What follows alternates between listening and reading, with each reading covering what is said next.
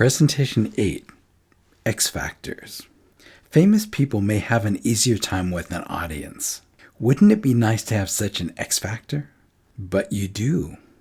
There are other ways to have this unfair advantage. You can have a relationship or a friendship, a common interest, or an expertise that can be admired.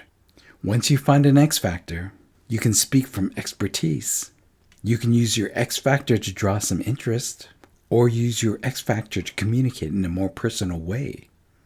Try telling a story to a family member. In this case, your X Factor can be some family history or some family pride. This person I met reminded me so much like Uncle XYZ. Then you go on to describe how. Our family knows how to handle situations like that. Then you go on to describe the plan.